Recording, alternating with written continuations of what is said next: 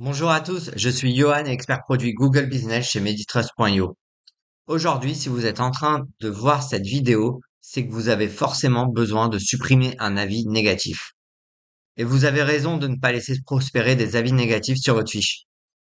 70% des clients consultent les avis en ligne aujourd'hui. Par exemple, avant de séjourner dans un hôtel, réserver dans un restaurant, ou bien même de faire un achat en ligne, les gens consultent les avis pour prendre une décision. Grâce à cette vidéo, je vous montrerai comment vous pouvez supprimer les avis qui sont négatifs et qui ne reflètent pas fidèlement votre service ou votre produit. Et également, je partagerai avec vous une méthode efficace pour augmenter le nombre d'avis positifs sur votre fiche afin de pouvoir noyer les avis négatifs dans la masse. Alors restez bien jusqu'à la fin de la vidéo. Allez, c'est parti. Attention, ici, il n'y aura pas de recette miracle ou d'astuce incroyable de 2024. Mais je vais vous dire clairement quand et comment vous allez pouvoir supprimer un avis. Un avis peut être retiré de deux façons différentes. Et dans cette vidéo, je vais vous les expliquer. La première, c'est de faire un signalement sur l'avis en question. Et la seconde façon de procéder est de faire un signalement sur le profil qui a déposé l'avis sur votre fiche. Vous l'avez compris. Si le profil est supprimé, alors a posteriori, les avis qui en découlent le seront également. Ok, on passe à la première méthode pour gérer les avis, les signaler pour suppression. Mais attention, pour que Google accepte de supprimer un avis, il faut que cet avis enfreigne clairement ses règles.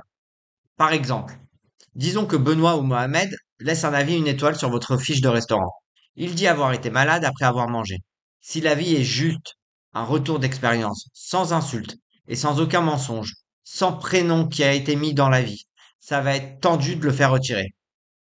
Mais voici alors quelques cas où vous allez pouvoir agir. Les avis hors sujet.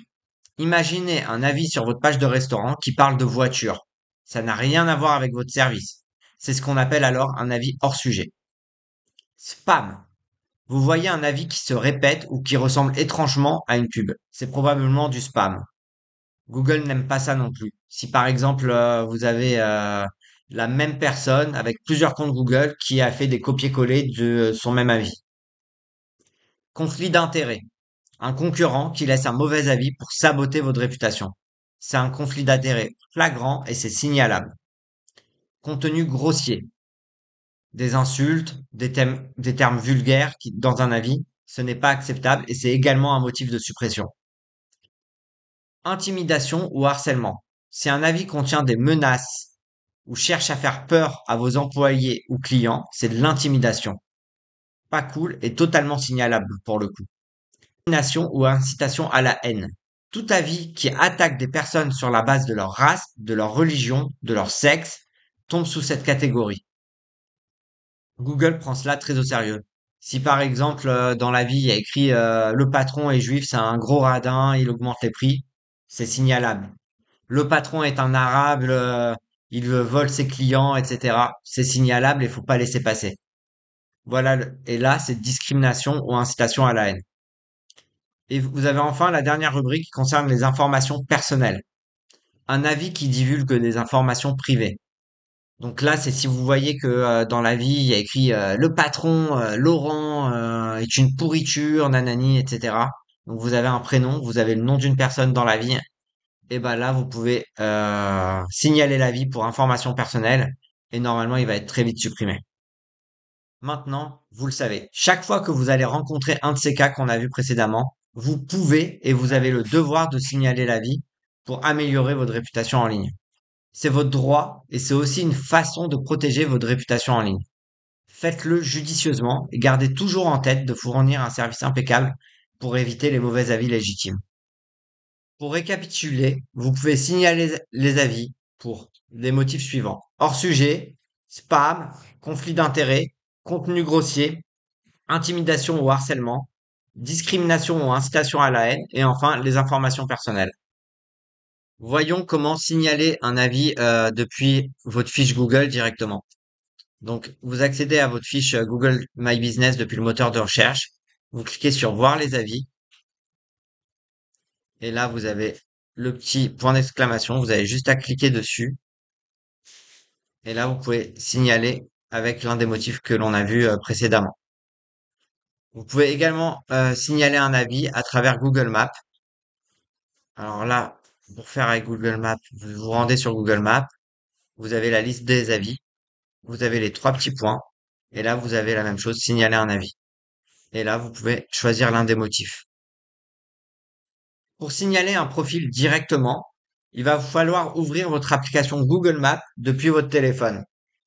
Donc, vous allez chercher dans Google Maps votre établissement, vous allez vous rendre dans la section avis de votre fiche et vous allez pouvoir cliquer sur les profils des personnes qui ont laissé un avis et à côté, vous allez avoir trois petits points. Je vais essayer de vous montrer.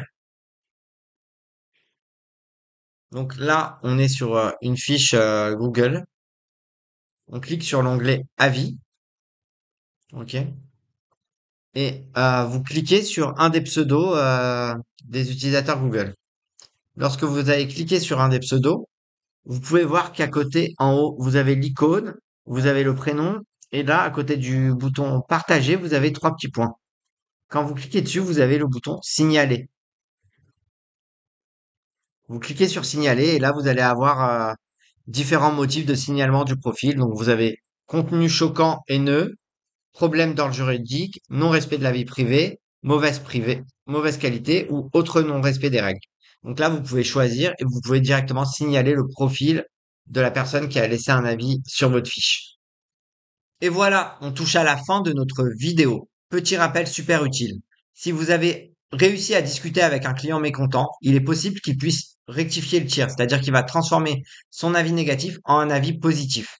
Ça, c'est une excellente façon de transformer une expérience négative en une histoire avec une fin heureuse, juste par une communication efficace. Donc, si vous arrivez à identifier la personne qui vous a mis un client mécontent, que la personne ne se cache pas sous un pseudo, eh ben, ça peut être une façon facile de reprendre contact et d'essayer de remédier à la situation. Maintenant, vous savez quoi? Comme je vous l'avais promis en début de vidéo, la meilleure défense contre les avis négatifs, eh ben, c'est d'avoir une bonne attaque. Comment? En noyant les avis négatifs sous une vague de positifs. Et la meilleure façon de faire aujourd'hui, c'est de collecter régulièrement des avis positifs de vos clients satisfaits. Pour vous aider à booster cette collecte d'avis, jetez un œil à Meditrust.io. C'est un outil top qui va simplifier cette tâche pour vous et qui va vous permettre d'ajouter des avis positifs et réguliers de façon automatisée. Je vous mets le lien en description, n'hésitez pas à le consulter. J'espère que vous avez trouvé cette vidéo claire et utile pour optimiser votre gestion des avis. N'oubliez pas de vous abonner à la chaîne pour ne rater aucun de mes prochains conseils et je vous dis à très bientôt pour des futurs tips.